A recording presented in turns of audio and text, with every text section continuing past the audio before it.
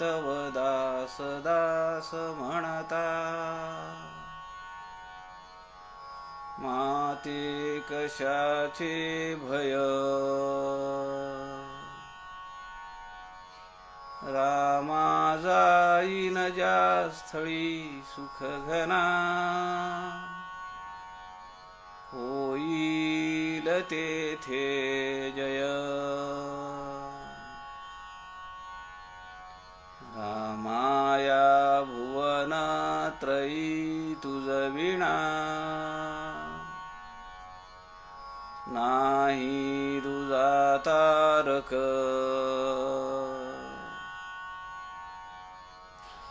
रामा तू सकलार्थ पूर्ण करीशी, तू तात मी बालक.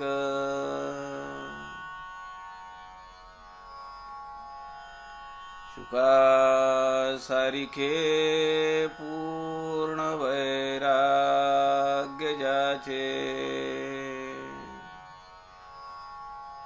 वसिष्ठा परी ज्ञान योगेश्वराचे.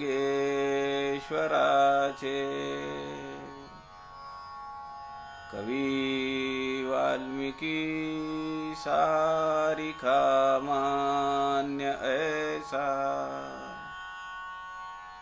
नमस्कार माझा सद्गुरु रामदासा. जय जय रघुवीर समर्थ, सब संतन की जय.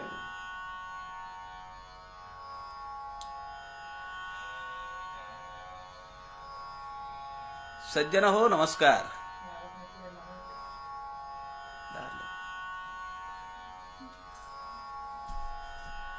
संत रामदास स्वामींच्या वाङ्मयावर आधारित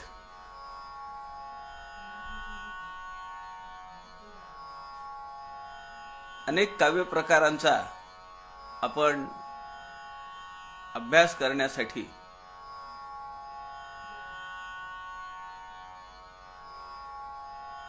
मागील बऱ्याच महिन्यांपासून संत समागम या फेसबुक लाईव्ह पेजच्या माध्यमातून एक ज्ञान यज्ञ चालवला आहे.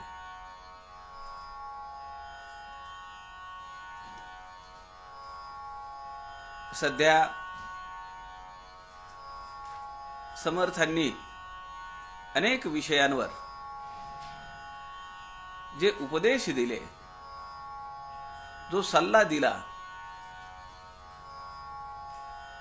हातात घेतलेलं कार्य हे निर्वेदपणे यशस्वीपणे संपादन करता यावं म्हणून उपदेश केला.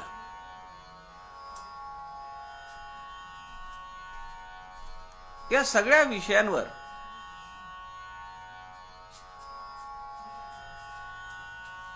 त्यांचे उपदेश, त्यांचा सल्ला आपल्यासारख्या साधकांसाठी पथदर्शक ठरला, मार्गदर्शक ठरतो आहे.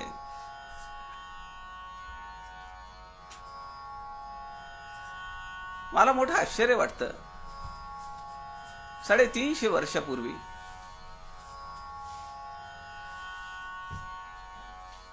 एवढा सूक्ष्म विचार मानवी जीवनाचा या आधुनिक संताला समजला कसा?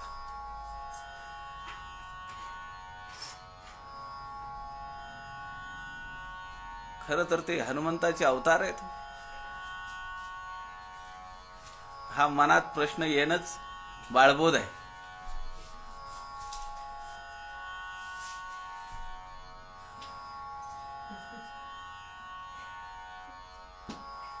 ईश्वरी कृपा आणि ईश्वरी अवतार या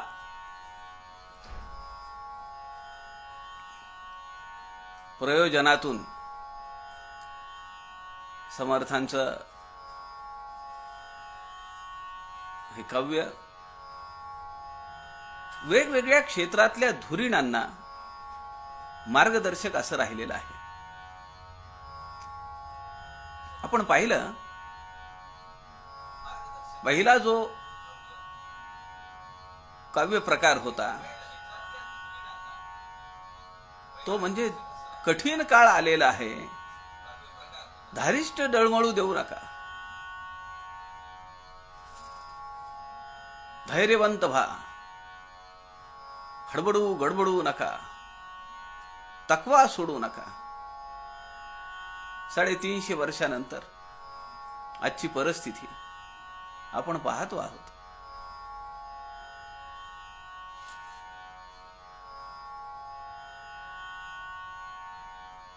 दीर्घ सूचना किती असावी, 350 वर्षानंतर काय घडणार आहे त्याचं विवेचन समर्थांनी करून ठेवलंय. औरंगजेब मेल्यानंतर या ठिकाणी रामराज्य अवतरणार आहे हे समर्थांनी आनंदवन भुवनी मध्ये लिहून ठेवलं. समर्थ तर 1682 ला गेले. कित्येक वर्ष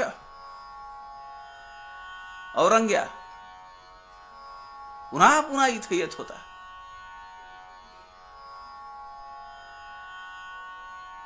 पण त्याच्या जन्मात त्याला महाराष्ट्र काबीज करता आला नाही. संभाजी राजांचं हौतात्म्य कामी आलं आणि त्या हौतात्म्याने सगळा महाराष्ट्र खळबळून उठला.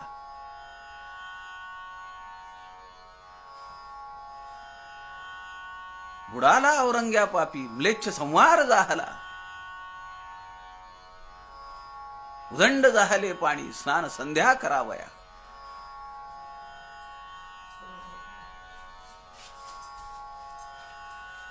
किती वर्षानंतर औरंगजेब गेला,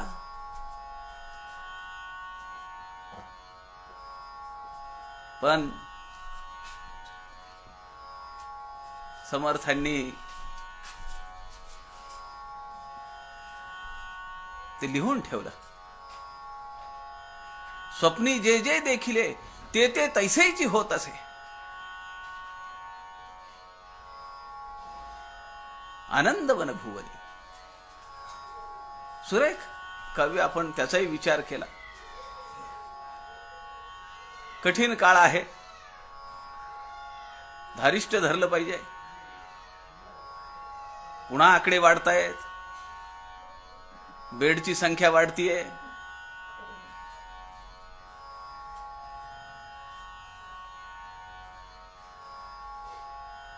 मी प्रवासात आहे तर असं वाटतं की कधी लॉकडाऊन चालू होतो काय, पुन्हा अडकून पडावं लागतं.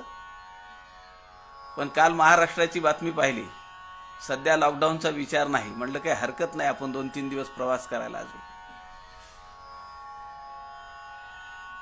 मागच्या लॉकडाऊनच्या वेळी दमनला गेलो होतो मुलाकडे आणि लॉकडाऊन चालू झाला. 4 महिने तिकडे अडकलो. आता मुलाच्याच घरी राहिल्यामुळे अडकलो म्हणायचा तसा हे नाहीये. पण किती सूक्ष्म विचार समर्थांनी केला. जिथं मान मिळतो तिथं वारंवार जाऊ नये. 350 वर्षापूर्वी समर्थांनी सांगितलं. आचार्य गोविंद देवगिरी म्हणतात, व्यवहारातला अत्यंत साध्यातला साधा व्यवहार आणि परमार्थातला पराकोटीचा विचार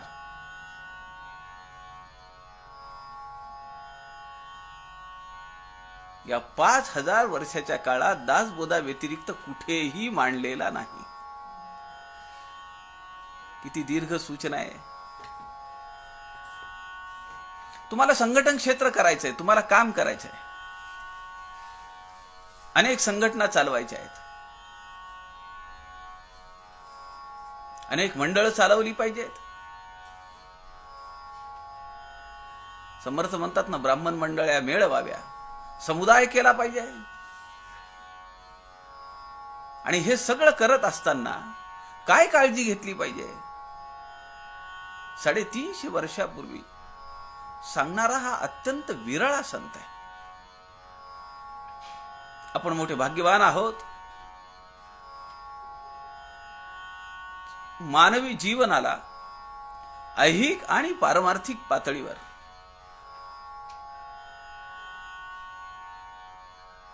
यशस्वीपणा आणून देण्यासाठी जीवानी कसं वागलं पाहिजे, कसं बोललं पाहिजे, कसं राहिलं पाहिजे, कसं चाललं पाहिजे, वेगवेगळ्या आयामांचा एवढा सूक्ष्म विचार समर्थ रामदासांनी केला. आपण काल लोकसंग्रह करणाऱ्या लोकसंघटकाच्या अंगी काय काय गुण असले पाहिजेत ते पाहत होतो. हा जो दुसरा धडा आहे लोकसंग्रह, त्यातला पहिला चॅप्टर आपण पाहिला. वनितो चेत वावारे चेतविताची चेततो, विवेक जाणीजे तैसा वाढविताची वाढतो. काय सुरेख उपमा दिली आहे. त्याचं विस्तृत विवेचन आपण कालच्या दुपारच्या सत्रामध्ये पाहिलं.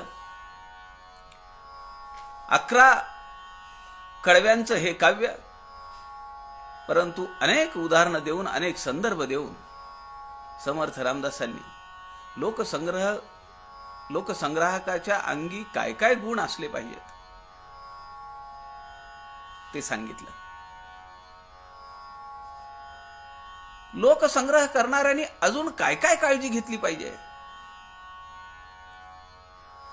एक प्रकल्प जर असा केला की लोकसंघटकाच्या अंगी काय काय गुण असले पाहिजेत, किंवा त्यांनी कसं वागलं पाहिजे, कसं बोललं पाहिजे, कसं चाललं पाहिजे, कसे लोक मिळवले पाहिजेत, कसं लोकांना कामाला लावलं पाहिजे, त्याची जर यादी करायची ठरवली तर मला वाटतं की ही जी काही 2-4 काव्य प्रकार येणार आहेत लोकसंग्रह या हेडिंग खाली, 100 पेक्षा खाली तरी हे गुण येणार नाहीत.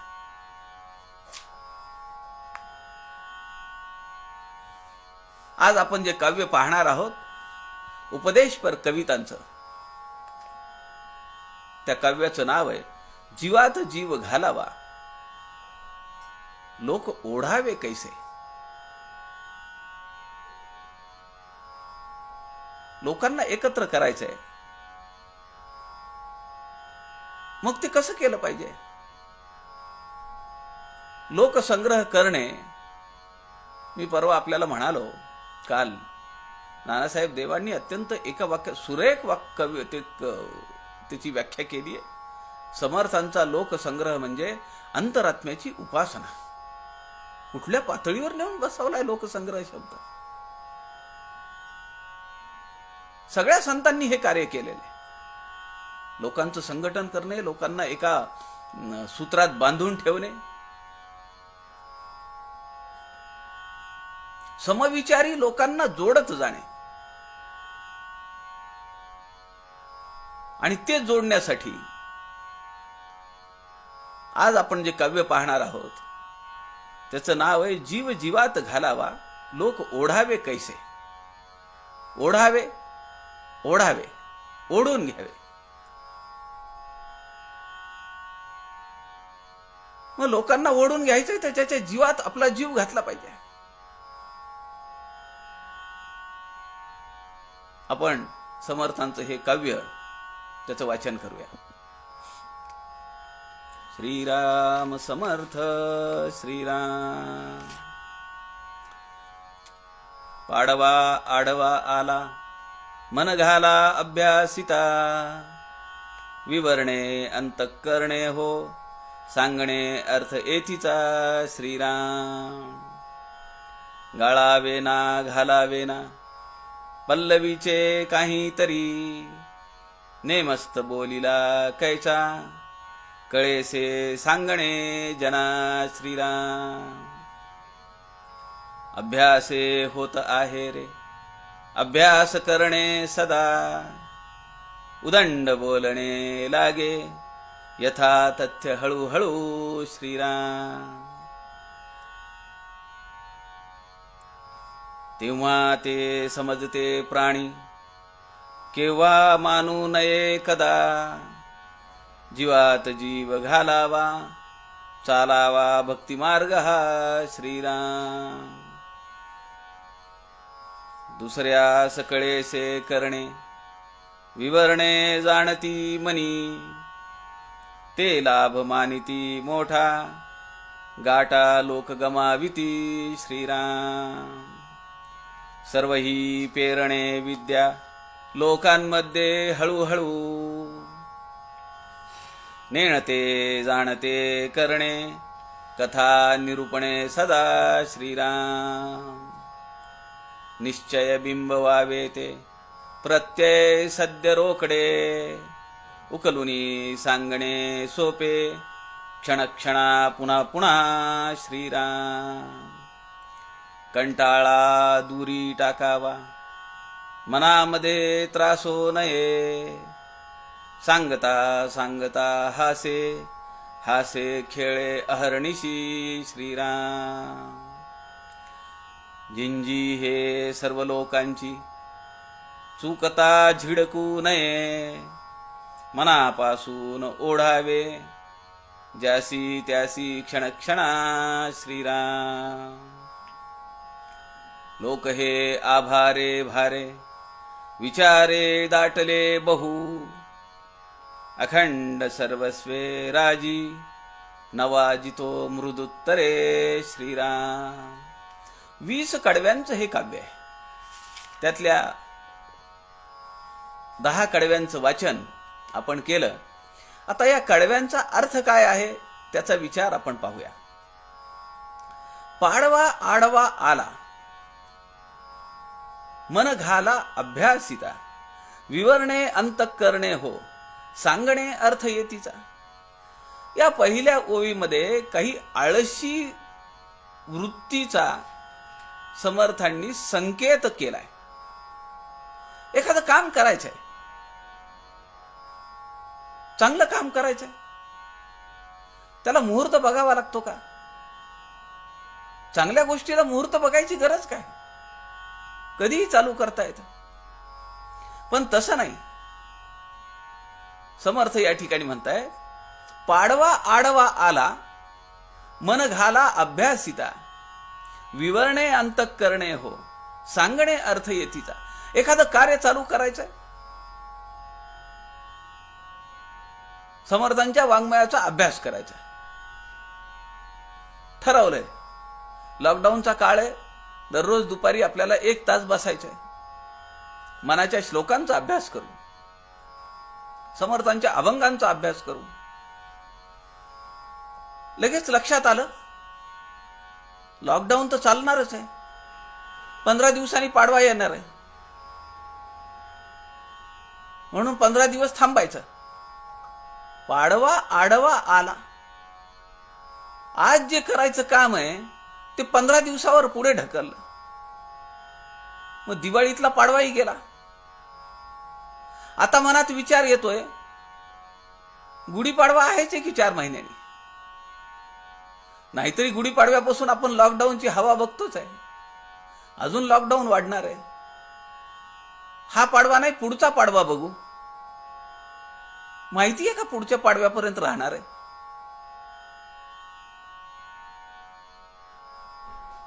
म्हणून समर्थ या ठिकाणी म्हणतात, पाडवा आडवा आला, मन घाला अभ्यासिता. अभ्यासासाठी मनाची तयारी ठेवली पाहिजे.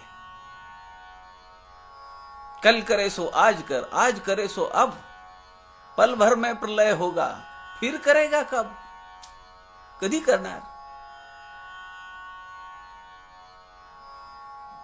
आज मनात आलंय ना, आजच्या आज या क्षणापासून आपण चालू केलं पाहिजे. माहित नाही पुढचा क्षण आहे का नाही. मन घाला अभ्यासिता, विवरणे अंतःकरणे हो, सांगणे अर्थ येथीचा. परमपूजनीय चैतन्य महाराज देगलूरकर म्हणाले, जे ज्ञान साधनेने प्राप्त केलेले, अभ्यासाने प्राप्त केलेले, ते जर आपण इतरांना नाही सांगितलं तर त्याचा काय उपयोग आहे? आणि हे सगळ्या संतांनी केलेलं आहे. कुणी वैखरी वाणीने केलं, कुणी लेखनबद्ध केलं, शब्दबद्ध केलं.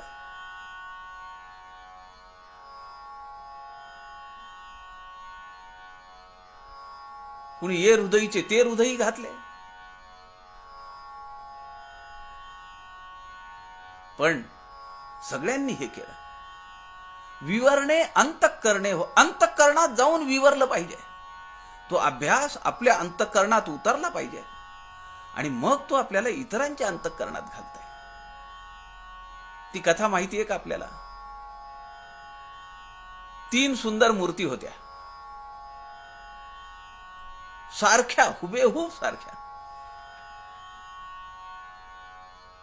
आणि राजाने विचारलं की या 3 मूर्त्यांमधला फरक सांगा. दरबारातला प्रत्येक जण पुढे आला. त्यांनी पाहिलं, निरखून पाहिलं. प्रत्येक जण म्हणाला काहीही फरक नाहीये, काहीही फरक नाहीये. शेवटी बिरबल आला. बिरबलाने एक कार्य केलं. आपल्या खिशातून बारीक तार काढली आणि ती तार कानाच्या छिद्रातून टाकली त्या मूर्तीच्या. ती दुसऱ्या कानातून बाहेर आली. दुसऱ्या मूर्तीला घेतलं, तसंच पुन्हा केलं. कानातून तार टाकली, ती तोंडातून बाहेर आली. तिसऱ्या मूर्तीला घेतलं, कानातून तार टाकली, ती अंतःकरणात उतरली. बिरबलांनी सांगितलं, या कानातून त्या कानात तार गेली, क दर्जा. तोंडातून बाहेर आली तार, ब दर्जा. अंतःकरणात तार उतरली, अ दर्जा. म्हणून समर्थ म्हणतात, विवरणे अंतःकरणे हो. सांगणे अर्थ येतीचा. इथला अर्थ आपल्याला आकळला पाहिजे, तर तो आपल्याला सांगता येईल. त्यासाठी अभ्यास लागेल. अभ्यासोन प्रगटावे, नाहीतरी झाकोन असावे. प्रगटोन नासावे बरे नव्हे. किती ग्रंथांचा अभ्यास केला हो समर्थांनी. पहिल्या समासात 13 गीतांचा संदर्भ दिलेला आहे. वेद, उपनिषद, वेदांत, अनेक ग्रंथ. किमान 50 ते 60 ठिकाणी केवळ एकट्या दासबोधामध्ये ज्ञानेश्वरीचा उल्लेख आहे. अनेक ग्रंथांमधल्या वचनांचा उल्लेख आहे. किती अभ्यास केला, त्याशिवाय का जीवनाचा अर्थ समर्थांना समजला. सांगणे अर्थ येथीचा. येथीचा हा ऐहिक जीवनाचा अर्थ आहे. ऐहिक आणि परलौकिक जीवन कसं समृद्ध केलं पाहिजे, त्याचे धडे समर्थांनी आम्हाला दिलेले आहेत. गाळावेना घालावेना पल्लवीचे काहीतरी. पल्लवीचे म्हणजे आपल्या पदरचं मनाने ठोकून द्यायचं. मी एका ठिकाणी गेलो होतो आणि समर्थांच्या चरित्रावरचं प्रवचन चालू होतं. आणि ते जे वक्ते होते ते असं म्हणाले की समर्थ 12 वर्ष टाकळीत होते, साधना चालू होती. एक दिवस ध्यानाला बसलेले असताना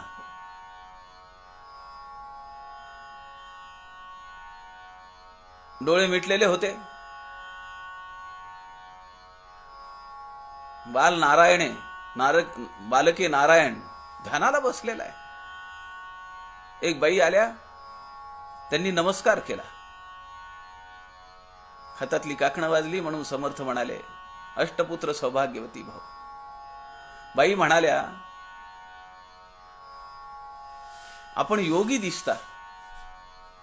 आपल्या चेहऱ्यावरचं तेज पाहून मी आपल्याला नमस्कारासाठी या ठिकाणी आले. आपण जो आशीर्वाद दिलाय त्याच्यावर माझा अविश्वास नाहीये, पण हा आशीर्वाद पुढच्या जन्मासाठी आहे का? ही वाक्य ऐकल्याबरोबर समर्थांनी खाडकन डोळे उघडले. समर्थ म्हणाले, राम माझ्याकडनं असं चुकीचं कसं बोलून घेईल? पुढच्या जन्मीसाठी म्हणजे? त्या बाईंनी हाताने दाखवलं. आपल्या पतीला सरणावर ठेवलेलं आहे आणि सती जाण्यापूर्वी मी नमस्कारासाठी तुमच्याकडे आले.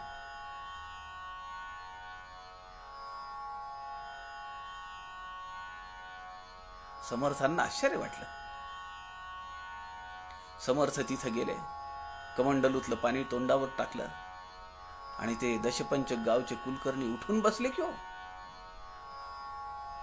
आता गंमत काय झाली, वक्त्यांनी इथं असं सांगितलं की समर्थांनी काही झाडपाला मागवला, त्या झाडपाल्याचा रस काढला, त्यांच्या तोंडात टाकला, त्यांचे हातपाय चोळले आणि ते कुलकर्णी उठून बसले. वक्ता असं म्हणाला की समर्थांना आयुर्वेदाचा सुद्धा अभ्यास होता. आता गंमत काय झाली की त्याच्यानंतर समारोपासाठी अत्यंत विद्वान असलेल्या कल्याणीताई नामजोशी बोलायला बसल्या.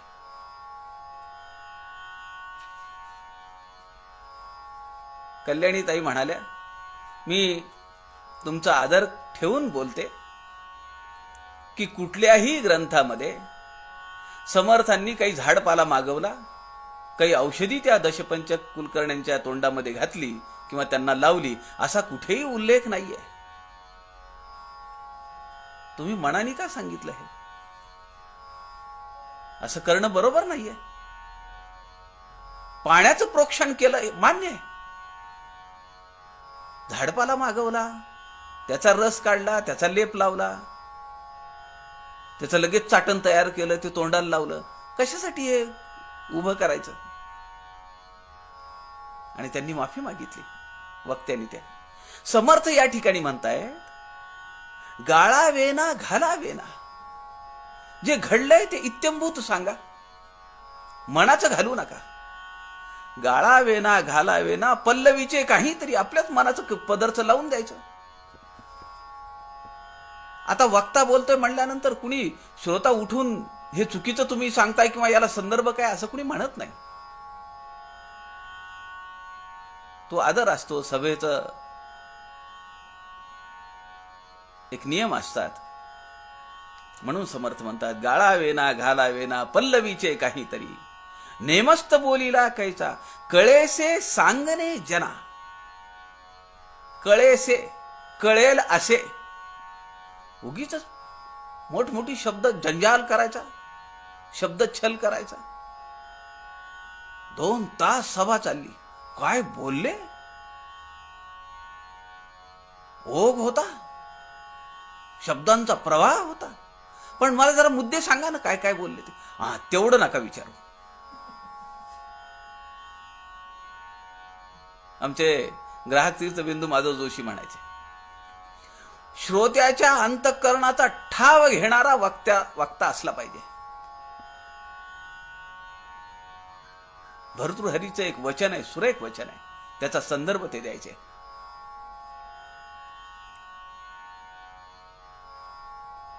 नेमस्त बोलीला कैचा, अत्यंत नेटकेपणे, अत्यंत नेमकेपणाने कसं बोलला? कळेलसे सांगणे जना, लोकांना समजेल असे, कळेल असे, असं बोललं पाहिजे. अभ्यास हे होत आहे रे, अभ्यास करणे सदा, हे कसं साध्य होईल? अभ्यास हे होत आहे रे, बोलण्याचा अभ्यास, विषयांचा अभ्यास, बसण्याचा अभ्यास. आम्ही मध्यंतरी दासबोध सखोल अभ्यास साधना सप्ताह ऑनलाईन घेतला, त्याची 2-3 सत्र घेतली. साधना पूर्व प्रवचन 13 झाली आणि साधना सप्ताहातली प्रवचन 7 झाली, एकूण 20 प्रवचन. त्यातल्या बऱ्याच जणांनी पहिल्यांदा मोबाईलवर ऑनलाईन पद्धतीनं विवेचन केलं. आमच्या कीर्तनकार, ज्येष्ठ समीक्षक शोभाताई फणसे त्या अमेरिकेतून बोलल्या. आमचे ज्येष्ठ समीक्षक रवींद्र गोपाळ फडके सर बेंगलोरहून बोलले.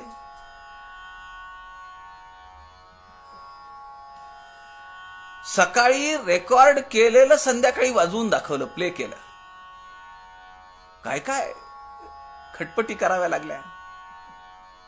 त्याची सत्र घेतली, रिहर्सल घेतली. मोबाईल कसा धरला पाहिजे, एखाद्या वेळी जागा बदलली, रोजचं ठिकाण आपल्याला माहिती असतं, कुठे बसायचंय, चेहऱ्यावर प्रकाश येतो का. चेहऱ्यावर प्रकाशावरनं मला एक कथा आठवली, एक प्रसंग आठवला. फार कथेत नाही जात मी. आमच्या नांदेडला पुण्यावरनं एक कार्यकर्त्या आल्या होत्या आणि आम्ही म्हणालो की तुम्ही आलात तर आज संध्याकाळची प्रवचन सेवा तुमची आमच्या हनुमान मंदिरात होऊन जाऊ द्या. तेव्हा ठीक आहे, काही हरकत नाही. तर तशी नांदेडला यायच्या अगोदर त्यांनी तशी सूचना केली होती की बघा काही ठेवता आलं तर माझं प्रवचन. म्हणून आम्ही म्हणलं ठीक आहे, आज आमच्या कॉलनीमध्ये मंदिर आहे तिथं होऊन जाऊ द्या. त्या म्हणाल्या अगोदर आपण चक्कर टाकून येऊ. आम्ही घेऊन गेलो मंदिरात. वेळ संध्याकाळी होती 7ची. त्या म्हणाल्या संध्याकाळी अंधार पडेल. ऑक्टोबर नोव्हेंबरचा काहीतरी काळ होता तो, लवकर अंधार पडतो आता. त्या म्हणाल्या मग ट्यूब कुठे, लाईट कशी असतील. आम्ही लाईट लावून दाखवली. ते म्हणाले असं नको, एक समोर फोकस ठेवा की जो माझ्या चेहऱ्यावर पडेल. आता मला थोडं जरा आश्चर्य वाटलं. वक्ता असं म्हणतोय की माझ्या चेहऱ्यावर फोकस पडला पाहिजे. पण आज माझा परिचय असल्यामुळे मी त्यांना विचारलं की असं का तुम्हाला वाटतं की चेहऱ्यावर पडलं पाहिजे. त्या म्हणाल्या माझ्या चेहऱ्यावरचे हावभाव पाहिल्यानंतर श्रोत्याच्या अंतःकरणाला मी जी कथा सांगतीये ती जाऊन भिडते. ती शबरीची कथा होती. 10 मिनिटं त्यांनी घरून निघताना तयारीत घालवली आणि आपल्याला असं वाटतं की काय गरज आहे, माझ्यावर फोकस पडला पाहिजे वगैरे असं तसं. अभ्यास होत आहे रे अभ्यास करणे सदा. सगळ्या गोष्टीचा अभ्यास जमला पाहिजे.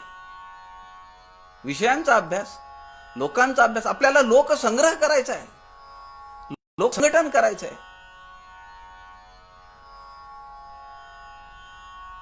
कुठे बसलं पाहिजे, मोबाईल कसा धरला पाहिजे. आता आज मी उस्मानाबादला आहे. प्रवीण गुरुजी विचारतायत तुम्ही नांदेडला नाहीयेत म्हणून. मग आता इथं बसायची व्यवस्था, याचाही अभ्यास आहे ना. अभ्यास काय फक्त विषयांचा थोडाच आहे.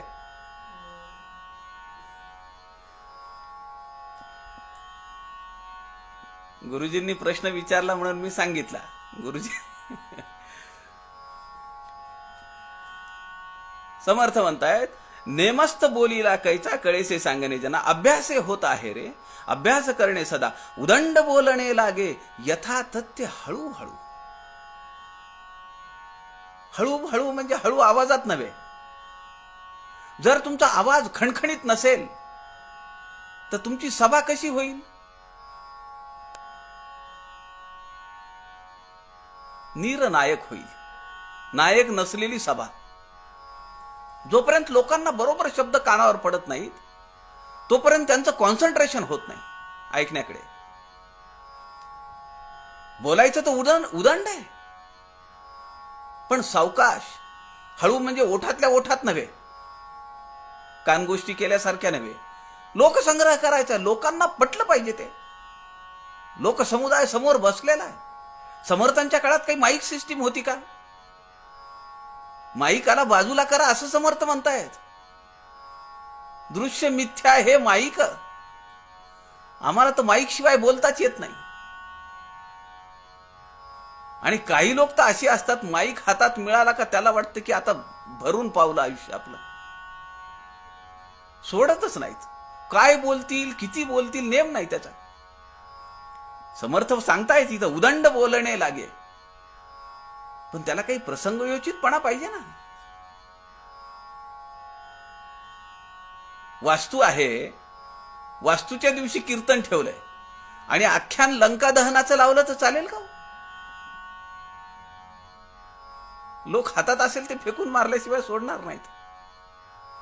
उदंड बोलणे लागे यथातथ्य हळूहळू. खूप बोलायचंय. जे सोपं असेल ते तर कुणीही बोलेल. समर्थ म्हणतात असाध्य ते साध्य. कानडेची अभ्यासावे असाध्य तेची साधावे. जे अवघड आहे त्याचा अभ्यास केला पाहिजे. सोबत कुणीही करील. तुकोबा म्हणतात, असाध्य ते साध्य करिता सायास.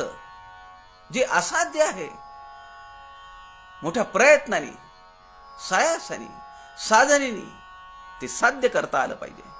तया कारणे अभ्यास तुका म्हणे. अभ्यास केल्याशिवाय काय. मोरपंतांची एक आर्य आहे. मोरपंत असं म्हणतात, बहु अर्थ जन मनोहर स्वल्पाक्षर मधुर सत्य बोलावे. बहु अर्थ, खूप अर्थ आहे, अनेक जन आहेत. बहु हा शब्द अर्थ आणि जनांना लागलेला आहे. बहु अर्थ बहु जन, मनोहर स्वल्पाक्षर, थोडक्यात मधुर सत्य बोलावे. ज्या सद्वाक्ये श्रवणे, ज्याच्या श्रवणाने बुध श्रोत्यांचे शिरही डोलावे. वाह वाह वाह वाह केलं पाहिजे लोकांनी. डोकं हलवलं पाहिजे, मान हलवली पाहिजे. समर्थ पुढे म्हणताय, तेव्हा ते समजते प्राणी. कोणा मानू नये कदा. जीवात जीव घालावा, चालवा भक्ती मार्ग हा. तेव्हा ते समजते प्राणी. तेव्हा म्हणजे केव्हा? ती काही वेळ आहे का ठरलेली? अभ्यास केल्यानंतर. अनेक प्रकारचा अभ्यास करता आला पाहिजे. समजा सगळी सिस्टीम चांगली आहे, लोक समोर बसलेले आहेत, माईक सिस्टीम आहे, आणि तेवढ्यात लाईट गेली, मग लोकांना आपल्याला सांगता आलं पाहिजे, खुर्च्या सोडा आणि जवळ या, माझ्या समोर येऊन बसा. ती बैठक व्यवस्था मोडून काढा, हरकत नाही, बाजूला ठेवा सगळ्या खुर्च्या, सगळे जवळ या, आणि आवाज खणखणीत असला पाहिजे. तेव्हा ते समजते प्राणी. अभ्यास केल्यानंतर अशा वेगवेगळ्या आयामांचा अभ्यास लोकसंग्रह करणाऱ्याला करता आला पाहिजे. कोणा मानू नये कदा. जीवात जीव घालावा, चालवा भक्ती मार्ग हा. चालावा भक्ती मार्ग हा. जीवात जीव घालावा. कुणाच्या जीवात जीव घालावा? ज्याला आपले विचार पटतात त्याच्या. जो समविचारी आहे त्याच्याजवळ जाऊन बोललं पाहिजे, त्याला हाताला धरलं पाहिजे. ज्याला आपले विचारच पटत नाहीयेत, पालत्या घागरीवर पाणी घालून उपयोग काय? आपले आयुष्य बर्बाद होणार, वेळ वाया जाणार. कुणी शिकवलंय? जीवात जीव घालावा, चालावा भक्ती मार्ग हा. लोकसंग्रह हा भक्ती मार्ग आहे. राष्ट्र उभं करायचं आहे, समाजाचा उद्धार करायचा आहे, सद्विचारी लोकांची एक टीम जमवायची आहे, जीवलग निर्माण करता आले पाहिजेत. समर्थवृत्ती सुनील दादा चिंचोळकरांचं आयुष्य, अनेक प्रसंग आहेत त्यांच्या जीवनातले. किती लोक जमवावेत? मला वाटत नाही की महाराष्ट्रातला एक तरी तालुका असा असेल, एकही तालुका असा नसेल की जिथं समर्थवृत्ती सुनील दादांचं कुणी ना कुणीतरी आहे. अहो, एक प्रसंग सांगतो. त्यांची ब्लड आणि युरिन टेस्ट दर 6 महिन्याला 4 महिन्याला आपले पुण्यातले समर्थ भक्त, फार मोठं काम करणारे आदरणीय डॉक्टर राम साठे आहेत. त्यांची प्रयोगशाळा आहे, लॅबोरेटरी. सुनील दादा मला म्हणाले की ब्लड आणि युरिन टेस्ट केली,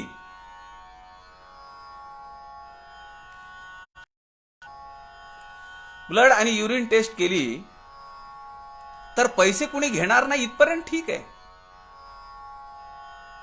पण ते मला म्हणाले की माझा जेव्हा डॉक्टर साठेंच्या लॅबोरेटरीतून रिपोर्ट यायचा, त्या रिपोर्ट सोबत ते 1000 रुपये पाठवायचे. हे मात्र मी कधी माझ्या आयुष्यात ऐकलेलं नव्हतं. इतर कुणाच्या बाबतीत. किती जिवलग लोक मिळवावेत. आदरणीय तात्यासाहेब गाडगीळ नागपूरवरनं असं म्हणाले, जेव्हा सुनील दादांना ऍडमिट केलं होतं तेव्हा ते म्हणाले, सुनील चिंचोळकर हे माझे मानसपुत्र आहेत. त्यांच्या रुग्णालयाचा सगळा खर्च मी एकटा करीन. मला कित्येक लोकांनी त्या काळात विचारलं, आपण काही व्यवस्था केली आहे का? सुनील दादांच्या खात्याचा, बँक खात्याचा नंबर आपल्याला समजेल का, मिळेल का? आम्हाला काही पाठवायचे त्यांच्यासाठी. किती जीवलग लोक जमा केले. जीवाला जीव देणारे लोक आहेत हे.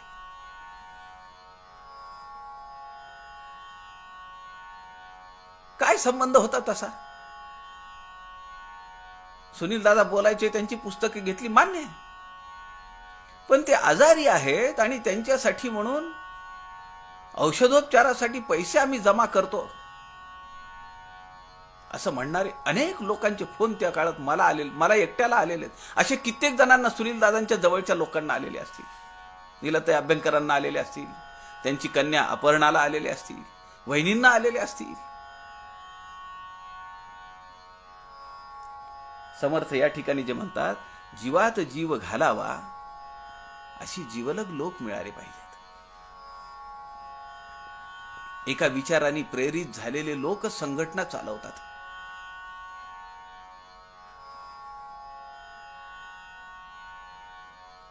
आपल्याला माहिती आहे, कन्याकुमारीचा श्रीपाद शिला स्मारक जे आहे, आदरणीय एकनाथजी रानडेंनी आपलं सगळं आयुष्य समर्पित करून ते उभं केलं. कलकत्त्याला एक मोठे देणगीदार होते आणि त्यांची मोठी जमीन होती. ती जमीन रामकृष्ण मठाला त्यांना द्यायची होती. एकनाथजी रानडे तिथे गेले. त्यांच्यासोबत कोण गेलं माहिती आहे? आपल्या मोरया प्रकाशनचे दिलीपराव महाजन काका त्यांच्यासोबत गेले. ते त्यांनी सांगितलंय, ते मला आठवलं म्हणून तुम्हाला सांगतो. ते गेले, त्यांच्याकडे चहा पाणी झालं. एकनाथजींनी विषय काढला. ते म्हणाले, किती जमीन आहे तुमची? असं. ते म्हणाले, हो मला ती जमीन द्यायची, असं तसं सगळं बोलणं झालं. मग एकनाथजी उठताना म्हणाले की मग कधी करूया आपण हे कागदपत्र त्याची? ते म्हणाले, पण आमची थोडी एक विनंती आहे. ते म्हणाले, काय विनंती आहे तुमची? काय सांगायचं तुम्हाला? ते म्हणाले, तुमचा जो ट्रस्ट आहे त्या ट्रस्टमध्ये आमचं एक नाव घ्या. एकनाथजी म्हणाले, कशासाठी? ते म्हणाले, अहो आमची एवढी जमीन देतोय ना आम्ही तुम्हाला, मग एक नाव घ्यायला काय हरकत आहे? एकनाथजी म्हणाले, नाही. पण एकनाथजींच्या वागण्याची एक शैली होती, खासियत होती. त्यांनी तो विषय तिथं संपवला नाही. ते म्हणाले, ठीक है, अगले महीने में मैं फिर आ रहा हूं और बात करेंगे, देखेंगे तब तक क्या होता है. 1-1.5 महिन्यानंतर पुन्हा दुसरी चक्कर, पुन्हा चहा पाणी झालं, पुन्हा तोच विषय. ते म्हणाले, ठीक आहे, तुम्ही आमचा माणूस घेऊ नका, पण आमच्या वडिलांचं नाव द्या ना तिथल्या एखाद्या वास्तूला. आता माझ्यासारखा जर माणूस राहिला असता तर म्हणाला असता, ठीक आहे, काय हरकत आहे, अहो मोठं काम करताय तुम्ही, देऊ ना तुमच्या वडिलांचं नाव, काय हरकत आहे. पण एकनाथजी रानडे ते म्हणाले, मी परत तुमची माफी मागतो आणि परत मी 2 महिन्यानंतर येतोय, पुन्हा आपण बोलूया. अहो म्हणले, आपली संस्कृती असं सांगते, आपली शास्त्र अशी सांगतात, उजव्या हाताने दिलेलं दान डाव्या हाताला सुद्धा समजलं नाही पाहिजे. तुम्ही नावाचा आग्रह का धरता? विषय तुटलेला नाहीये. एकनाथजी रानडेंच्या वागण्यातली ही खासियत आपण आपल्या जीवनात उतरवली पाहिजे. तिसरी बैठक झाली आणि मोठ्या आनंदाने मला तुम्हाला सांगावं वाटेल, ती जी काही आठवण महाजन काकांनी लिहिली, तर तिसऱ्या खेपेला मात्र ते जे दानशूर व्यक्ती होते ते म्हणाले, आमचं नाव नको, आमचा माणूस नको, कुठल्या कागदावर सही करायची आहे सांगा. एवढा फरक पडतो. आणि अशी एक विचार एकनाथजी, मग ते सगळं झाल्यानंतर एकनाथजी म्हणाले की मी तुम्हाला का नको म्हणालो. त्याचं असं आहे, एका विचाराने प्रेरित होऊन आम्ही हे राष्ट्रकार्य उभा करण्याचं काम केलेलं आहे. आज तुमच्याकडे जमीन आहे, ती तुम्हाला दान द्यायची एका सत्कार्याला. नावाचा, माणसाच्या त्या व्यक्तीच्या नावाचा कशाला तुम्ही आग्रह धरता. तुमचा माणूस आम्ही घेतला ट्रस्टी म्हणून, त्याला हे माहितीच नाही ना काही. तो त्याच्या डोक्याने चालेल, तो त्याला विरोध करील, म्हणजे कार्यनाश होण्याची शक्यता आहे. लोकसंग्रह करताना एका विचाराने भारलेली, प्रेरित झालेली माणसं आपल्याला पाहिजेत. दासबोध अभ्यास मंडळ उभं करायचंय का? समर्थांच्या वाङ्मयाला जीव देणारी माणसं पाहिजेत, तुटून पडणारी माणसं पाहिजेत. समर्थांसाठी काय, मी ठीक आहे, माझ्याकडे 2 पैसे आहेत, मी 2 पैसे देईन. माझ्याकडे वेळ आहे, मी वेळ देईन. माझं वक्तृत्व चांगलं आहे, मी भाषण करायला येईन तुमच्यासोबत, तुमच्या शाळांमध्ये येईन, मुलांना जाऊन सांगेन समर्थ वाङ्मयाचा अभ्यास करण्याने आपलं जीवन किती बदलतं, ते आपला अभ्यास किती चांगला होतो.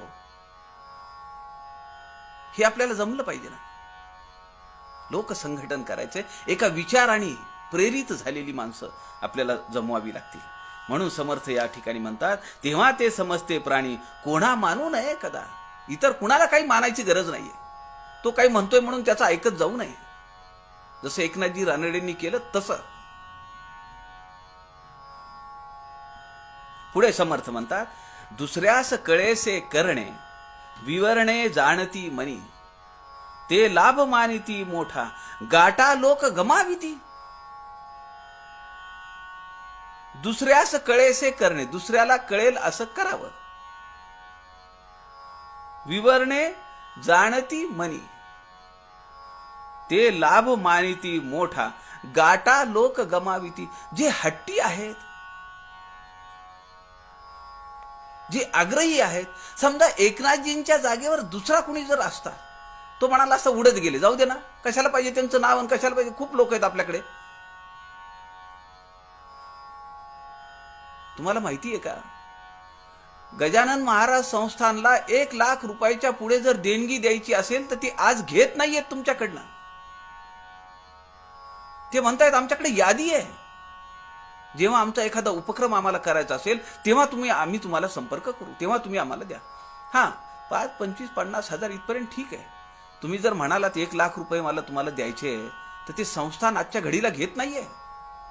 आताची परिस्थिती मला माहित नाही, 2 वर्षाखालची ही वस्तुस्थिती आहे.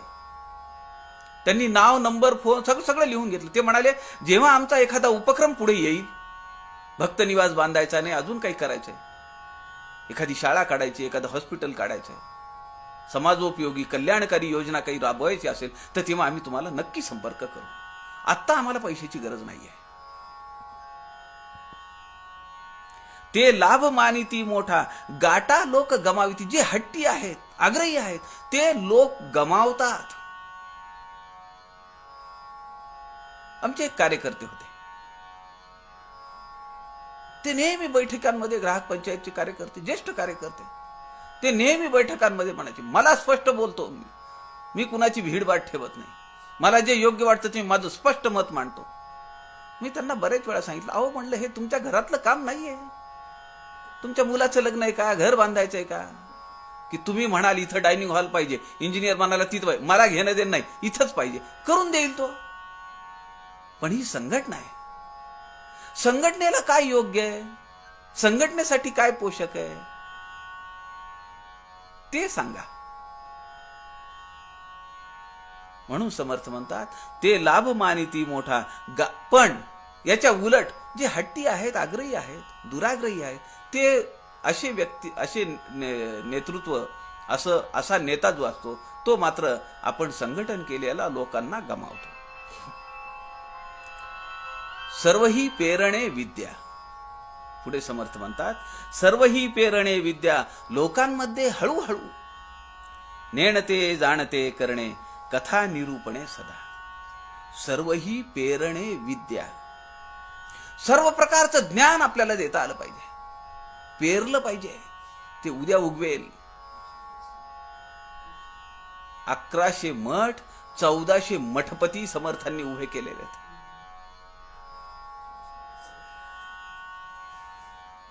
एकही मठपती 25 वर्षाच्या पुढचा नाहीये. एकही मठपती नाहीये. 8, 10, 12, 15. आपण आता म्हणतो की आमच्या पोरांना, आता नातवांना वगैरे, लहान पोरं जी आहेत ही फार प्रगत पिढी आहे. त्यांना पटापट मोबाईल चालवता येतो, सगळे ऑपरेशन्स माहिती आहेत, फार शार्प लोक आहेत ही पोरं. हा शार्पनेस कशात आहे? भौतिक विद्येमध्ये शार्पनेस आहे.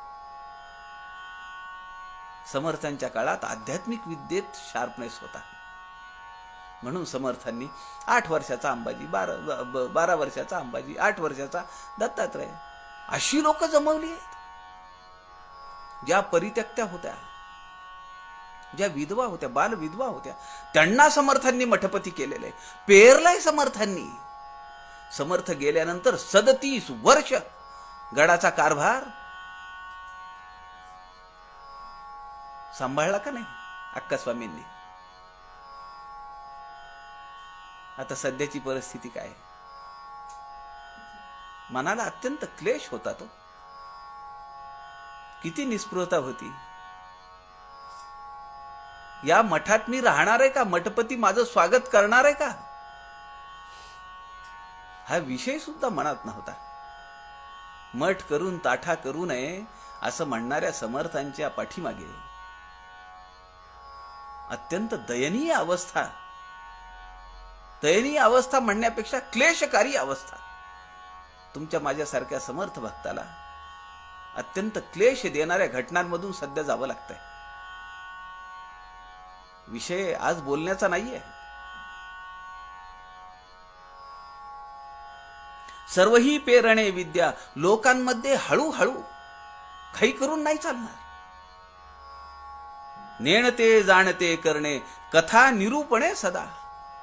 कथा सांगाव्या, निरूपण करावं, अर्थ करावं, पारायण करावं, प्रवचन करावं, सारखं करत राहिलं पाहिजे.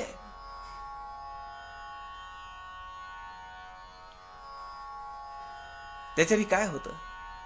जे नेणते आहेत, ज्यांना काही समजत नाही, ते काय होतील? जाणते होतील, जाणकार होतील, तज्ञ होतील. नेणते जाणते करणे, कथा निरूपणे सदा. All the time, all the places, सदा सर्वदा. हे चाललं पाहिजे.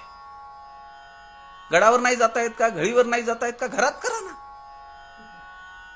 साधना सप्ताह नाही जमणार, ऑनलाईन साधना सप्ताह. मासिक अभ्यास मंडळाची बैठक होत नाहीये, कुणाच्या तरी घरी करा. कुणी अडवलंय का? ऑनलाईन अभ्यास वर्ग घ्या. घरात बसून सगळं करता येतं ना. भगवंताच्या कृपेने ही सगळी साधनं उपलब्ध आहेत. ज्याला नकार घंटा वाजवायची आहे तो वाजवी.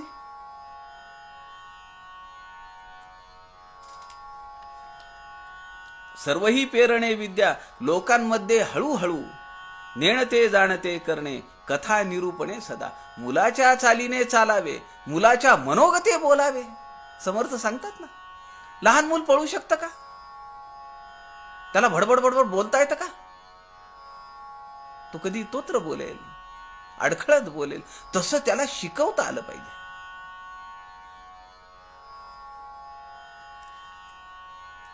आणि हे सदा केलं पाहिजे. कथा निरूपणे सदा. जितुके आपणासी ठावे, तितुके हळूहळू शिकवावे. शहाणे करून सोडावे बहुत जना. समर्थांनी सांगितलंय ना आपल्याला. पुढे समर्थ म्हणतात, निश्चय बिंब व्हावे ते, प्रत्यय सद्य रोकडे.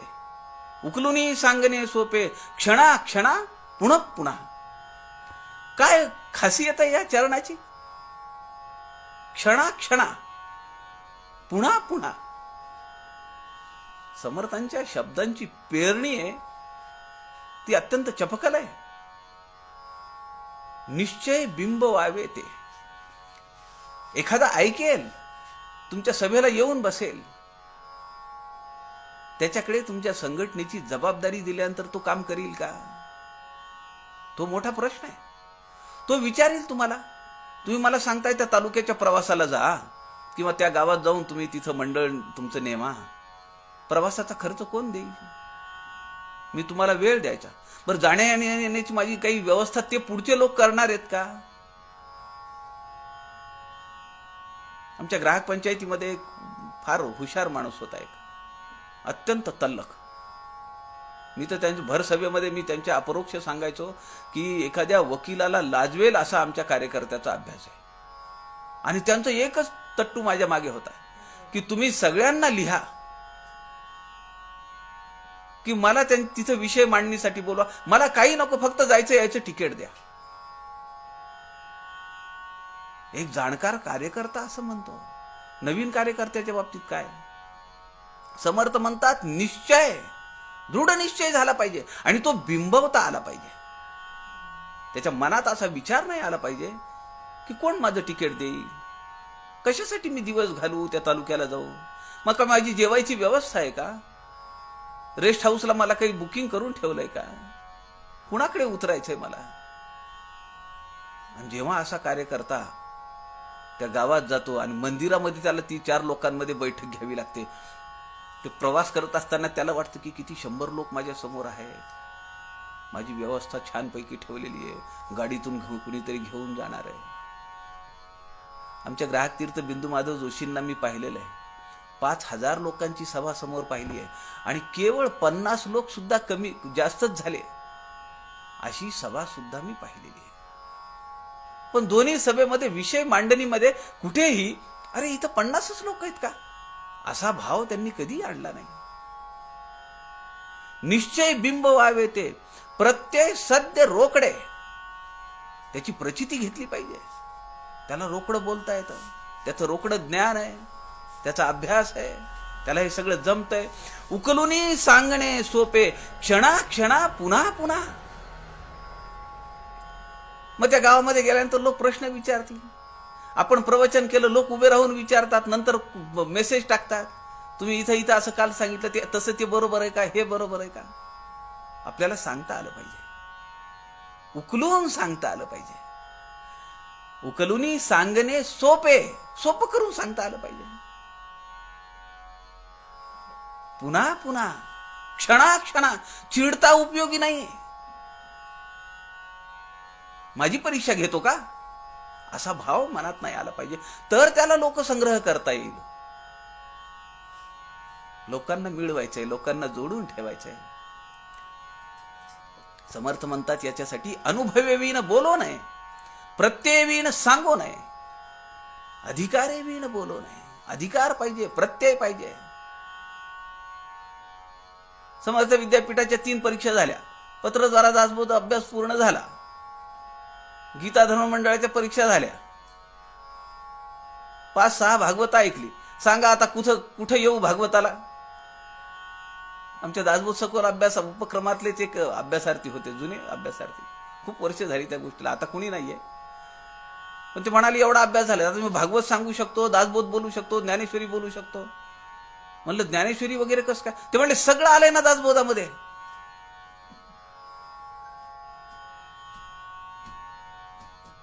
समर्थ पुढे म्हणतात, कंटाळा दूरी टाकावा, मनामध्ये त्रासो नये. सांगता सांगता हासे, हासे खेळे अहर्निशी. लोक विचारतील, लोक बोलतील, चौकशा करतील, सांगत राहिलं पाहिजे. कंटाळा दूरी टाकावा. आता मला वेळ नाहीये, परवाच्या दिवशी या, पाहून सांगतो, सांगून पाहतो, नथिंग डुईंग. मनामध्ये त्रासो नये. समर्थ म्हणतात, साधू चिंचिन करीती कोण्या गुणे. चिंचिन म्हणजे त्रासून जातात, वैतागून चालले. कशामुळे? प्रश्न विचारलाय समर्थांनी, कोण्या गुणे. विचारलं म्हणून शिष्यांनी, प्रश्न विचारले म्हणून तर साधू चिंचिन करतो का? सांगता सांगता हासे, हासे खेळे अहर्निशी. खेळकर वातावरण तो ठेवतो. सांगणारालाही काही वाईट वाटत नाही, म्हणजे ऑकवर्ड पोझिशन वाटत नाही. एवढा मोठा वक्ता आहे, मी कसं काय विचारू, माझं अज्ञान प्रकट होईल. असं त्यालाही वाटत नाही. हसत खेळत आमच्या आपले पदाचे संयोजक परमपूजनीय आप्पा केळकर ते सांगायचे. आणि तेच दासबोधावर त्यांचं विवरण म्हणजे आमचे सुहास दादा म्हणाले एकदा, आप्पा बोलायचे, आप्पा केळकर बोलायचे म्हणजे ते हसत खेळत दासबोध सांगायचे. असं समर्थ या ठिकाणी म्हणतात, हासे खेळे अहर्निशी, कुठेही चिडचिडेपणा नाही, राग नाही. एकच काम सारखं करताना कंटाळाही येतो. किती दिवस बोलायचं दासबोधावर, किती वेळा प्रवचने द्यायची, मग लोक कंटाळतात. मग कर्मकांड होतं ते. ठरलंय ना त्या वेळेला बोलायचे, ठरवली आहे ना आपली प्रवचनं, तिथं जाऊन बोलायची. पण त्या बोलण्याला फक्त एक फ्रेम आहे, एक साचा आहे, त्याचा निधिध्यास नाहीये, आचरणात नाहीये. मग असं जे रटाळ काम असतं, रटाळ वाटणारं जे काम असतं, त्या वक्त्याला वाटतं हे कर्मकांड आहे, मला फक्त डोक्यावर पाट्या टाकायचं काम. मग त्यात मन नसतं, रस नसतो त्यात. सांगणाऱ्याला रस नाही, ऐकणाऱ्यालाही रस नाही. आयोजन केलेलं आहे, ठरलेले दिवस आहेत, लोक येऊन बसतात. समर्थ सेवा मंडळाचे अध्यक्ष कोटणीस महाराज, गुरुनाथ महाराज कोटणीस, 100 वर्ष झाली रोज कीर्तन आहे, लोक येऊन बसतात. कोण कीर्तनकार आहे, कुठला विषय, कमिटेड लोक आहेत. पण जसे बैठकीचे लोक आहेत तसे ऐकायला आलं नाही हरकत नाही. मी 1 तास दिलाय समर्थांसाठी, मी पायरीवर बसेल, हॉलमध्ये नाही जागा मिळाली हरकत नाही, मी पायरीवर बसेल. 1 तास समर्थांसाठी दिलाय. मी आलो आहो, पण तो तुमचा हॉल तुडून भरला होता, जागाच नव्हती बसायला म्हणून परत आलो नाही. अशी फसवाफसवी समर्थांना नाही करायची. 1 तास दिलाय ना, मग तिथं जाऊन बसायचं. बैठकीचे लोक असं करतात, आपण नाही करत. आपल्याकडे कारणं भरपूर आहेत. पुढे समर्थ म्हणतात, झिंजी हे सर्व लोकांची, चुकता झिडकू नये. झिंजी म्हणजे गर्दी, खूप गर्दी आहे लोकांची.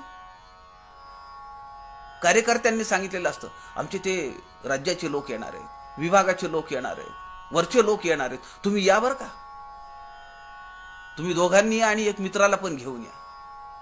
गर्दी झालेली असते. झिंजी हे सर्व लोकांची, ते सगळेच कामाचे आहेत का, गर्दी आहे. चुकता झिडकू नये, त्यातला एखादा त्याला काही माहिती नसतं आगापिछा, तो काहीतरी बोलून जातो. त्याला वाटतं हे ग्रामपंचायतीचेच लोक आहेत, ग्राहक पंचायत, त्याला लक्षात येत नाही ना ग्राहक पंचायत काय, ग्रामपंचायत काय. मग तो ग्रामपंचायतच्या निवडणुका कधी आहेत असं विचारतो. समर्थ म्हणतात, अशी लोकांची गर्दी जेव्हा असते तेव्हा चुकता झिडकू नये, त्याला झटकून देऊ नये. हे काय फालतू प्रश्न विचाराले हो तुम्ही, आले कशाला, दासबोधाच्या प्रवचनाला आले आणि ज्ञानेश्वरीचं मला विचारू लागले. असं करू नये. मनापासून ओढावे ज्यासी त्यासी क्षणाक्षणा, मनापासून ओढलं पाहिजे. क्षणाक्षणाला हा विचार आपण केला पाहिजे. लोक हे आभारे भारे, काय शब्द येतो समर्थांचे.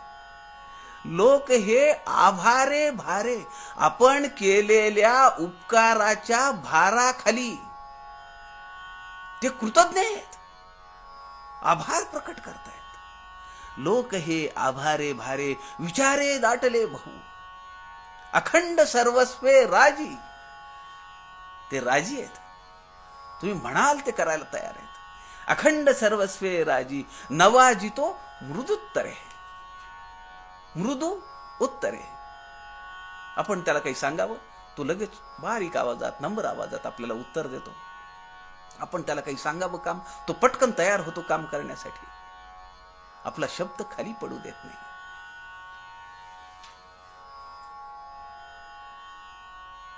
मना लोक हे आभारे भारे, त्या आपल्या उपकाराखाली, आपल्या आपण केलेल्या त्याच्यासाठी जे काम केलेलं आहे, परोपकार वृत्ती, समाज शरण वृत्तीनं जो काम करत असतो, समाज त्याच्या जवळ येऊन उभा राहतो. तुम्ही सांगा काय करायचंय ते. लोक हे आभारे भारे विचारे दाटले बहु. हा बहु शब्द दोन्ही ठिकाणी आहे. बहु लोक दाटले, बहु विचारे बहु विचारे दाटले. खूप विचार, प्रगल्भ विचार, दृढ विचार, अखंड सर्वस्वे राजी, एकही शब्द खाली पडू देत नाही. अखंड सर्वस्वे राजी नवाजितो मृदू उत्तरे. त्याचं कौतुक केलं तर तो चढत नाही, डोक्यावर बसत नाही, शेफारत नाही, तो जागा त्याची सोडत नाही, मृदू उत्तर देतो. 20 कडव्यांचं हे काव्य आहे. त्यातली 10 कडवी आज आपण पाहिलेली आहेत. उरलेली 10 कडवी उद्याच्या सत्रामध्ये दुपारी 3 वाजता आपण घेऊ. उपदेश पर कविता समर्थांच्या आपण उद्या पाहूया. आपल्या सगळ्यांच्या हृदयस्थ परमेश्वरास नमस्कार करतो. झालेली सेवा समर्थांच्या चरणी अर्पण करतो. जय जय रघुवीर समर्थ.